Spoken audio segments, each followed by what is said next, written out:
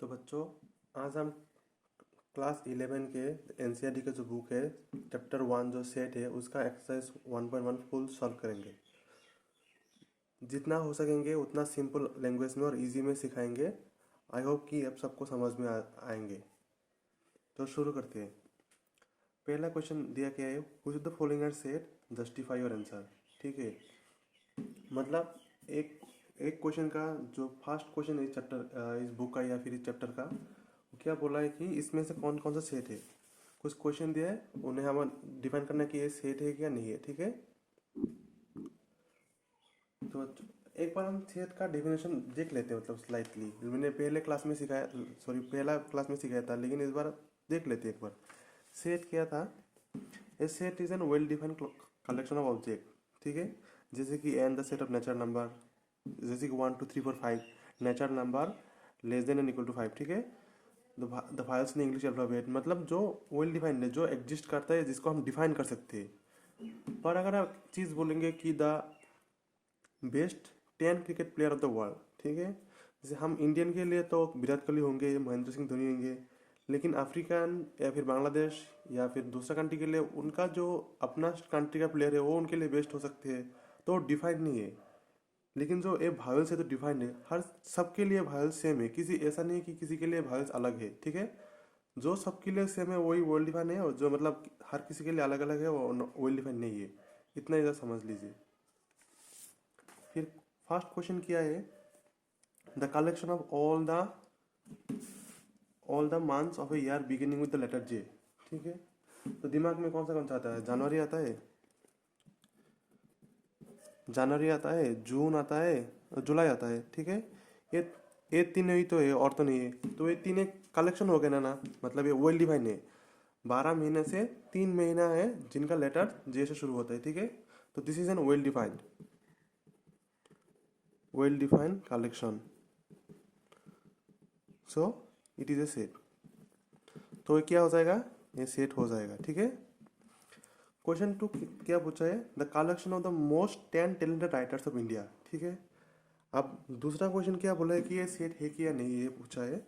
और क्वेश्चन दिया है कि इंडिया का जो सबसे 10 मोस्ट टैलेंटेड राइटर्स, जैसे कि एनी बेसेंट हो गया, फिर जो मतलब हम लोग का इसका जो फेमस राइटर है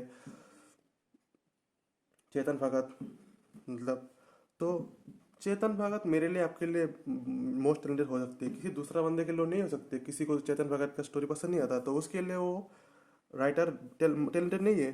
तो ये क्या हो गया? Not well defined, it is not well defined. ठीक है, ये वेल डिफाइंड कलेक्शन नहीं है, तो क्या होगा? It is not a set, A set नहीं होगा। तीसरा क्वेश्चन देखिए, number 3, A team of 11 best cricket batsman of the world. ये मैंने ऑलरेडी बोला है, जैसे कि विराट कोहली हम लोग इंडियन का बेस्ट क्रिकेटर है, फिर अफ्रीका के लिए कोई दूसरा भी हो सकता है, थोड़ी ना मतलब उनका भी बेस्ट क्रिकेट मतलब बैट्समैन विराट कोहली होगा, कोई दूसरा भी हो सकता है, तो ये भी वेल डिफाइंड नहीं है। सो क्या होगा? ये भी सेट नहीं होगा, it is not a set. ठीक है, आप आसान तरीके से समझिए, मतलब एक ज़्यादा डेफिनेशन रट के या फिर मतलब कॉम्प्लेक्स वे से नहीं, मतलब जो बेसिक समझ में आते हैं सबको समझने, जो सबके लिए क्लियर है उस हिसाब से हम सीखते हैं। ठीक है, कि जो वेल डिफाइन है वही सेट है, जो वेल डिफाइन नहीं है वो सेट नहीं है। ये वेल डिफाइन नहीं है क्योंकि हर किसी लिए अलग अलग है। जो जो चीज़ हर सबके लिए सेम है वही वेल डिफाइंड है, और जो सबके लिए अलग अलग है वो not well defined. The collection of all the boys in the class. चौथा क्वेश्चन क्या है? The collection of the boys in the class. ठीक है, अब पकड़ लीजिए आप लोग की क्लास में 40 स्टूडेंट है। ठीक है, उनमें से लड़का शायद 36 है और 14 लड़कियां है, सॉरी 8 लड़कियां है और 36 बॉयज है। ठीक है, तो ये तो वेल डिफाइन होगा कि ये पक्का है 36 है, 36 ही है, मतलब ये सेम है। मतलब अगर आपका क्लास से कोई भी काउंट कर लेगा वो भी सेम ही मिलेगा, मतलब तो this is well defined set. ठीक है, ऐसा नहीं कि ये लड़का है भी लड़की है, ऐसे कोई चीज़ नहीं है, मतलब जितना लड़का है जितना लड़की है लड़की है, तो ये वेल डिफाइंड है, so it is a set. The collection is well defined, so it is a set, ठीक है। नंबर 5 क्वेश्चन देखिए, the collection of all natural number less then 100। Obviously इसको हम ऐसा लिख सकते हैं, वन से लिख, नेचुरल नंबर बोला तो वन शुरू होगा, 1 2 3, लेस देन 100 लास्ट क्या होगा 99 होगा। तो भी ये कलेक्शन है, मतलब ये वेल डिफाइंड है, तो भी क्या होगा, सेट होगा, ठीक है। A collection of novels, 6 number questions, a collection of novel written by Munshi Premchand. अब जो ए राइटर है मुंशी प्रेमचंद राइटर जो है, हाँ, इसका कलेक्शन नॉवेल का कितना कलेक्शन है, ओबियसली शायद इसने 20 30 या 40 कुछ भी या फिर 100 भी जो भी लिखे वो फिक्स्ड है, मतलब एक कलेक्शन फिक्स्ड है, वेल डिफाइंड है, so it is a set,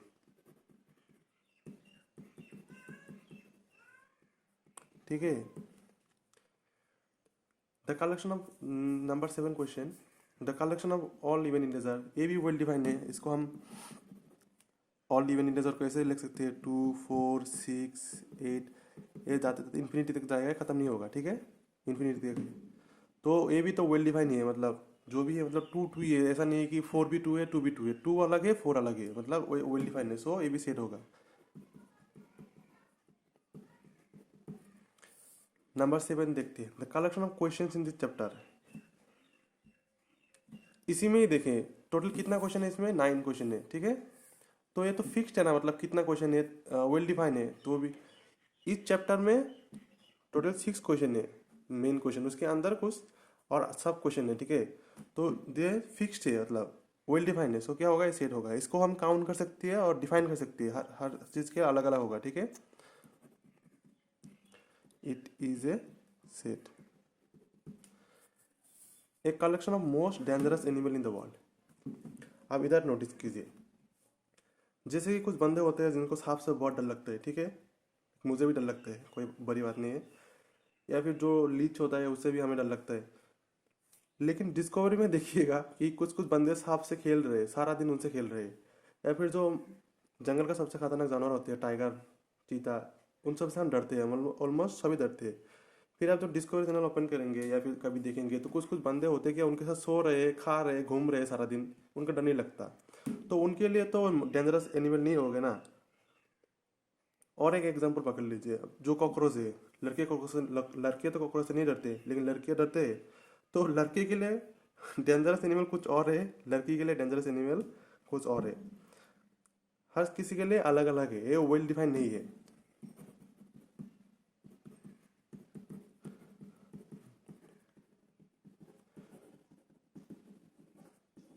ये एक वेल डिफाइंड कलेक्शन नहीं है, तो ये सेट नहीं होगा,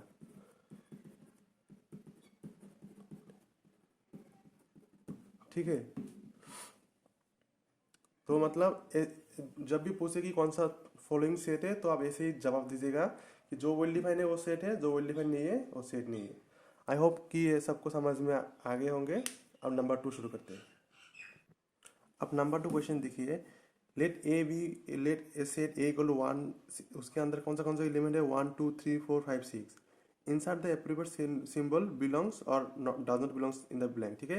ये belongs to है, does not belongs to है, सिंबल का मीनिंग है ये कुछ भी नहीं है, आसान चीज है, मतलब जो इसका अंदर में होगा वो एलिमेंट वो बिलोंग्स होगा, जो इसका अंदर में नहीं होगा डज नॉट बिलोंग्स होगा, ठीक है। 5, इधर 5 है ना, तो ये सी बिलोंग्स हो जाएगा, बिलोंग्स टू 8 1 2 ऐसे 1 से लेकर 6 तक है, 7 भी नहीं है 8 नहीं है, तो ये तो नहीं है ना, तो डज नॉट बिलोंग्स होगा। 3 नंबर 0, इधर 1 से शुरू होकर 6 तक है, 0 नहीं है तो डज नॉट बिलोंग। 4 है इधर तो बिलोंग्स टू, 2 भी है इधर तो बिलोंग्स टू। नंबर 6 क्या है, 10 है क्या, तो नहीं है तो डज नॉट बिलोंग्स टू, इतना ही है, ठीक है। अब नंबर 3 देखते हैं। नंबर 3 क्वेश्चन क्या दिया हुआ है, write the following roster form. Roster form और जो होता है और बाकी कौन सा होता है, सेट बिल्डर फॉर्म, ठीक है, उसको हम थोड़ा एक बार देख लेते हैं फिर से। रूस्टर फॉर्म मतलब सेट को हम दो ही वे में रिप्रेजेंट करते हैं, मतलब नॉर्मली दो मेथड है, एक को हम बोलते हैं रूस्टर या फिर टेबुलर फॉर्म, दूसरे को हम बोलते हैं सेट बिल्डर फॉर्म, ठीक है। जो सेट एलिमेंट वाइज डिफाइन किया हुआ है या फिर जो नंबर दिया है, मतलब 1 2 3 4 5 या ABC, मतलब जो एग्जैक्ट एलिमेंट दिया हुआ है उसको हम रोस्टर फॉर्म में बोलते हैं। और जिसको लैंग्वेज में डिफाइन किया है, मतलब नेचर नंबर लेस देन 7, ये दोनों सेट सेम है। One nature number less then 7 का कौन सा होगा? 1 2 3 4 5 6 7।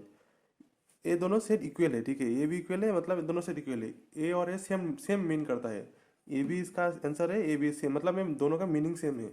लेकिन ये नंबर फॉर्म में है या फिर एलिमेंट फॉर्म में है और लैंग्वेज फॉर्म में है। जो नंबर फॉर्म में या फिर एलिमेंट्री फॉर्म में रहता है उसको हम रूस्टर फॉर्म बोलते हैं। जो लैंग्वेज फॉर्म में होता है उसको हम सेट बिल्डर फॉर्म में बोलते हैं, ठीक है।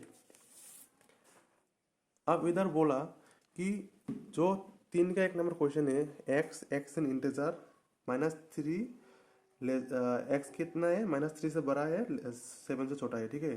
-3, sorry, x greater then -3 less than 7। इसको हम रूस्टर फॉर्म में लिखना है। ये सेट बिल्डर फॉर्म में है, इसको हम रूस्टर फॉर्म में लिखना है। कुछ नहीं होगा, इसे आराम से बिठा दीजिए। इंटीजर है ना, तो माइनस भी आ जाएगा।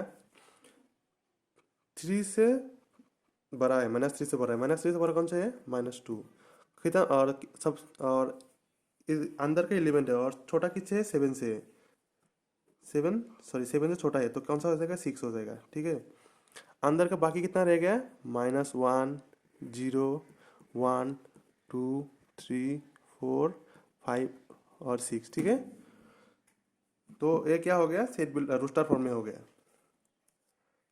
बोला कि x is an integer and x is less than -3, greater than -3 and less than 7। तो -2 से शुरू हो गया, 6 तक हो गया, ठीक है। दूसरा क्वेश्चन बोला x is A nature number less then 6। Obviously ये चीज़ें नेचर नंबर लेस देन 6 कौन सा होंगे? नेचर नंबर 1 से शुरू होते हैं, 1 2 3 4 5।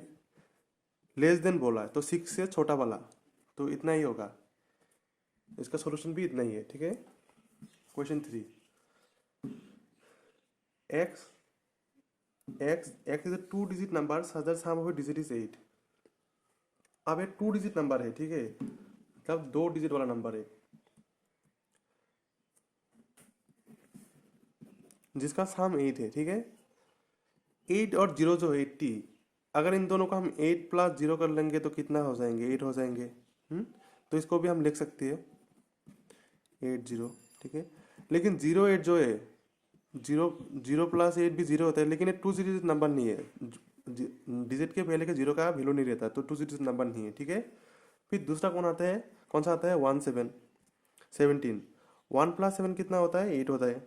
71 भी सेम होगा, 7 + 1 = 8। तो और क्या आ गया? 2 डिजिट नंबर 1771, ठीक है। फिर तीसरा कौन सा आएगा? सॉरी, चौथा कौन सा आएगा? 1 2 3 मिल गया हमको। 2 और 6 भी होगा, 26 या फिर 62। 2 + 6 या 6 + 2 दोनों क्या होता है? 8 होता है, तो भी हो जाएगा। फिर आपका 3 7, सॉरी 3 5 35 या फिर 53, इन दोनों को 3 + 5 भी 8 होगा, 5 + 3 भी 8 होगा। फिर लास्ट में 44, 4 + 4 8 होता है। इतना ही है, ठीक है। तो sum of x is 2 digit natural number such that sum of it digit is 8। ये जितना भी नेचुरल नंबर है इनका सम कितना है? 2 डिजिट नंबर है, ये भी 2 डिजिट सब 2 डिजिट है, लेकिन इनका सम कितना है? 8 है, ठीक है। Number 4 question D, X is A prime number हुई इज डिविजर ऑफ 60, ठीक है। मतलब प्राइम नंबर भी है और 60 का डिविजर भी है। 60 को हम ऐसा लिख सकते हैं 2 30 2 15 3 5, ठीक है। तो 60 को ऐसे लिख सकते हैं 2 × 2 × 3 × 5, ठीक है। अब बोला कि इसका डिविजर भी और प्राइम नंबर भी है, 2 भी प्राइम नंबर है, 3 भी प्राइम नंबर है, तो डी को हम ऐसा लिख सकते हैं ना 2 3 5। 2 दोबारा आया, लेकिन 2 सेम एलिमेंट है ना, तो कोई ना, इसको एक ही पकड़ लेंगे हम। X is A prime number which is divisor of 60, तो इसका आंसर क्या होगा? 2 3 5, ठीक है।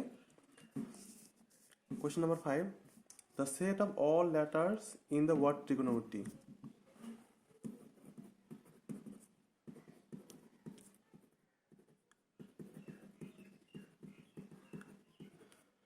ठीक है,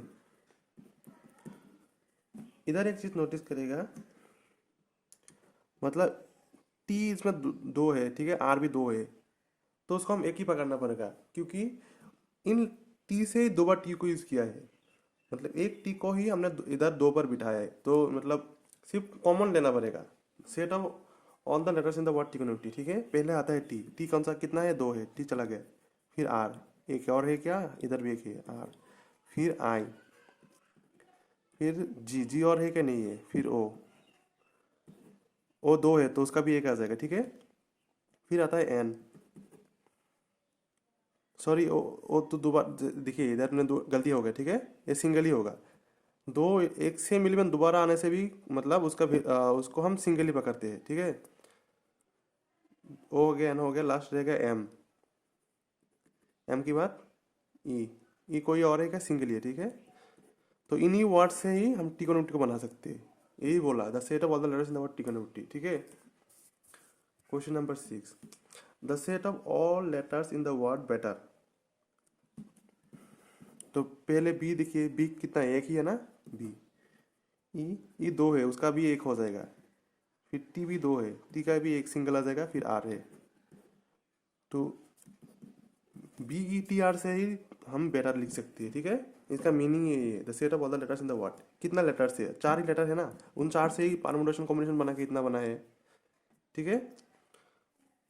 तो 3 भी हो गया। नेक्स्ट नंबर 4 क्वेश्चन, ठीक है। अब number 4 question, right the following set in the set builder form. मतलब अब रोस्टर फॉर्म में था थे है ऑलरेडी, इसको हम सेट बिल्डर फॉर्म में लिखना है, मतलब लैंग्वेज फॉर्म में लिखना है, ठीक है। तो लिखते हैं इसको हम ये देते हैं नाम। इसको ऐसे भी लिख सकते हैं ना, X such that X equal to 3n, ठीक है। और n कितना तक है, 4 तक, लेस देन इक्वल टू 4। और n क्या है, नेचुरल नंबर है, ठीक है। अब इधर देखिए, x x को अगर x को 1 बिठा दें, n इक्वल टू 1, तो 3 इंटू 1 कितना हो जाएंगे, 3। n n n equal to 1 के लिए था, n इक्वल टू के लिए x क्या होगा, 3 into 2 equal to 6, x 3 into 3 equal to 9, x 3 into 4 equal to 12, मतलब n equal to 3, n equal to 4, ठीक है।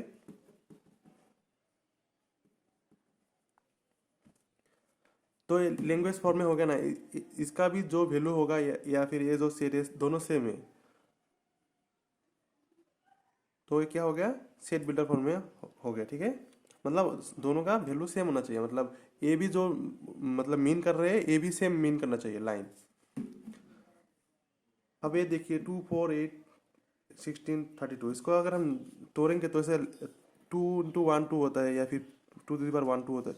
हाँ, टू टू स्क्वायर 2 इंटू 2 कितना होता है, 2 टू दी पावर 1 2 होता है। 2 स्क्वायर 2 इंटू 2 4 होता है। 2 क्यूब 2 इंटू 2 8, ठीक है।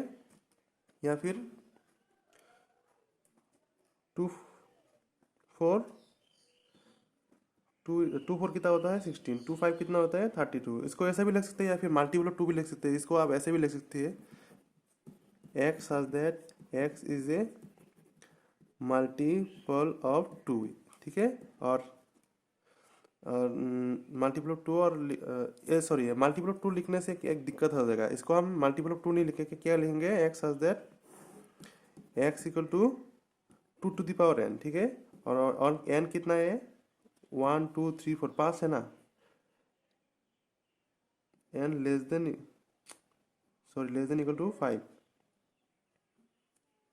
n कितने होंगे, लेस देन इक्वल टू 5, मतलब 1 से 0 से 1 से शुरू होते हैं 5 तक होता है। n क्या नेचुरल नंबर है, ठीक है। इधर भी सॉरी मेरा गलती हो गया, ये भी क्या होगा, लेस देन इक्वल टू होगा। तो x सच दैट x equal to 2 to the power n, और n कितना है, 5 5 या 5 से छोटा है, और n क्या है, नेचुरल नंबर है, ठीक है। नंबर 3, 5 25 1 25 6 25। इसको देखें तो हम 5 की मतलब 5 टू द पावर 1 5 होते हैं। 5 स्क्वायर कितना होते हैं, 25 होते हैं। 5 क्यूब होता है कितना होता है, 125। 5 टू द पावर 4 कितना होता है, 625। मतलब 5 को फिर इधर से 5 मल्टीप्लाई किया, इससे 5 मल्टीप्लाई हुआ, इससे 5 मल्टीप्लाई हुआ, ठीक है। तो इसको भी हम ऐसा लिख सकते हैं, एक्स हाजर X equal to 5 to the power n, और कितना है, 4 है ना, n less than equal to 4। n क्या है, नेचुरल नंबर है। अगर 1 बिठाएंगे तो 5 होगा, 2 बिठाएंगे तो 25 होगा, 3 बिठाएंगे तो 125, 4 बिठाएंगे तो 625। ठीक है।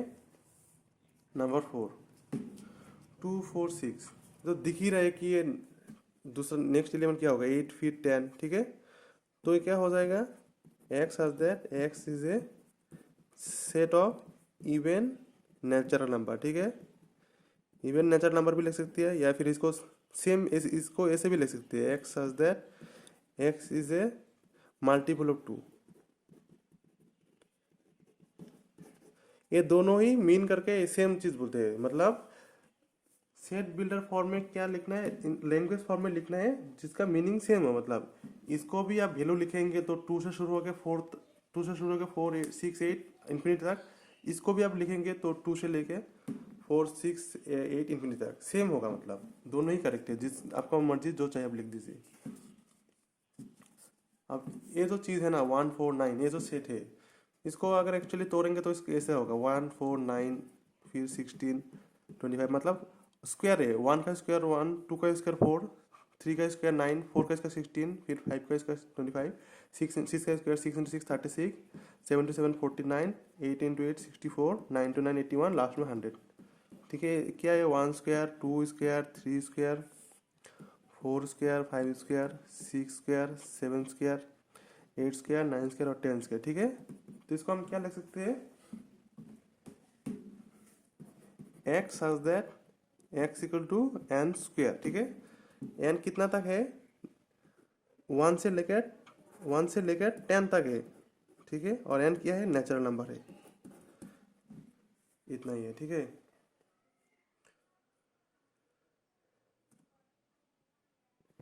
अब question number 5, list all the element of the set. ठीक है, मतलब इन सेट का एलिमेंट को हमको मतलब जो एलिमेंट फॉर्म में लिखना है, इतना ही है।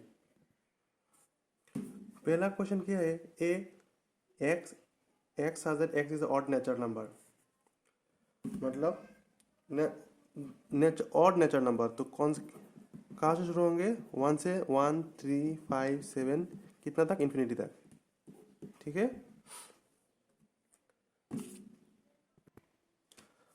अब दूसरा question B number, X is an integer और एक्स का वैल्यू कितना डिफाइन किया है, X greater than minus half less than 9/2। इसको अगर हम नंबर लाइन में करेंगे, माइनस हाफ का वैल्यू कितना होता है, 10, मतलब 0.5 होता है। ठीक है, और 9/2 का वैल्यू कितना होता है, 2 से 9 को अगर हम 2 से डिवाइड करेंगे, 2 4 टाइम 8 1 रह गया 0.5 टाइम 10। ठीक है, मतलब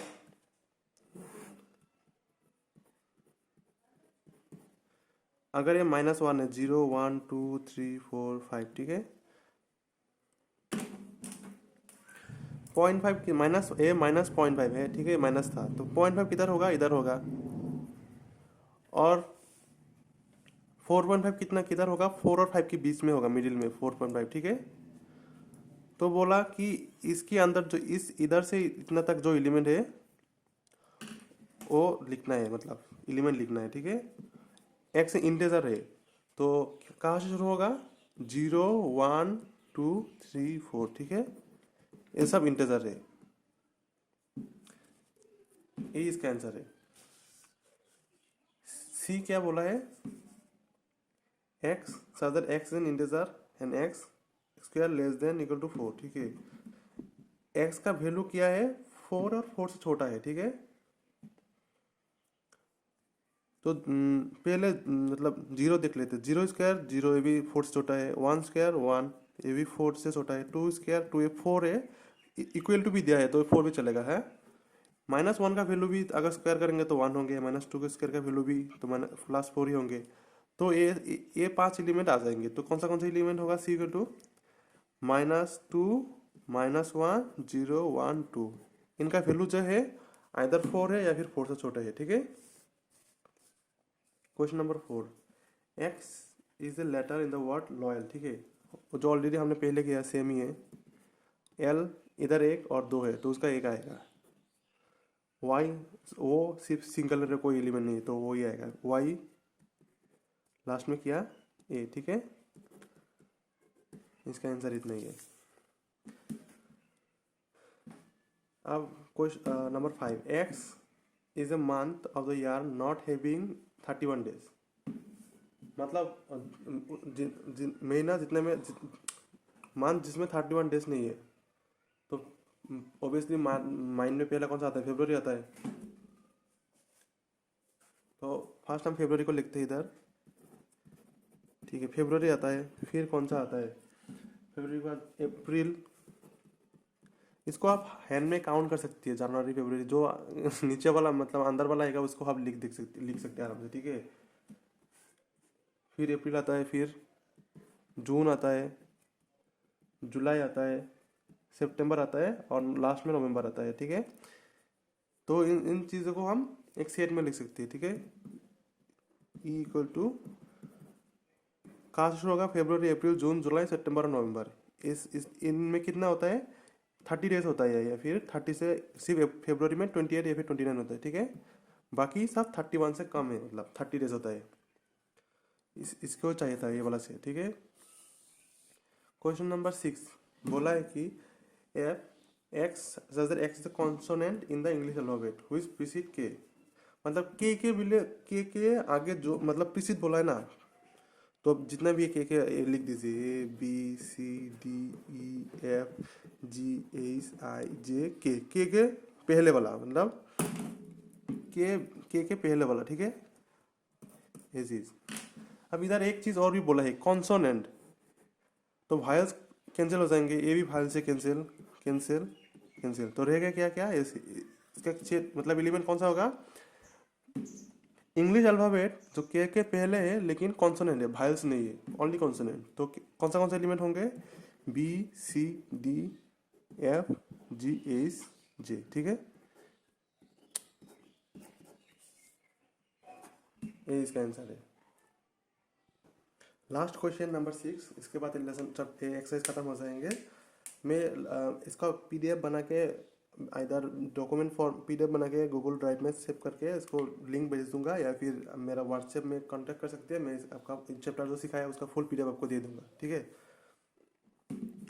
बोला कि मैच चैप्टर क्वेश्चन नंबर 6 क्या बोला है? Match each of the set on the left in the roster form with the same set on the right describing set below form. मतलब इस साइड में रोस्टर फॉर्म में दिया है, इस साइड में सेट बिलो फॉर्म में दिया है। अब इनको मैच करना है, ठीक है। पहले क्या बोला है? 1 2 3 6। इधर देखिए, X is a prime number and a divisor of 6, X is a odd natural number, X is a natural number and divisor of 6, X is a letter the word mathematics. 6 के डिवाइजर ये सब है। 1 6 का divisor कौन सा है? 1 2 3 6, ठीक है। तो ये मैच हो रहे हैं नंबर सी, तो 1 क्या होंगे? 6, ठीक है। और इधर भी देखिए, X is a prime number and divisor 6, इसमें से 2 और 3 प्राइम नंबर है, बाकी दोनों प्राइम नंबर नहीं है, तो ये मैच हो रहे, ठीक है। 3 नंबर द मैथमेटिक्स, और दिख ही रहे जो 4 नंबर क्वेश्चन है, D X is a letter of the word mathematics, मतलब इसी से हम मैथमेटिक्स बना सकते हैं, तो ये कनेक्ट हो गया। एक्स इज फिर एक्स रह कौन सा रह गया? नंबर 4 और B, X is an odd natural number less than 10, ठीक है। ये ऑड, ये सारी ऑड है, 1 3 5 7 9, और ये नेचुरल नंबर भी है, और ये लेस देन 10 भी है, 9 तक ही है ना, तो इसे मैच हो रहा है, ठीक है। तो इतना ही था। फिर भी आपको कुछ डाउट है तो आप मेरे को कमेंट से पूछ सकती है, या फिर मेरा इंस्टाग्राम में फिर व्हाट्सएप नंबर में से कांटेक्ट कर सकती है। आई होप कि सभी को लेसन समझ में आएंगे होंगे अच्छे से। जितना हो सका मैंने सिंपल लैंग्वेज में बोला कि सभी को समझ में आ जाए, ऐसा नहीं कि किसी मतलब एकदम सिंपल लैंग्वेज में बोला। काइंडली मतलब अपने दोस्तों के साथ शेयर कीजिए, लाइक और कमेंट भी कीजिए, और मेरा चैनल सब्सक्राइब भी कीजिए। Thank you.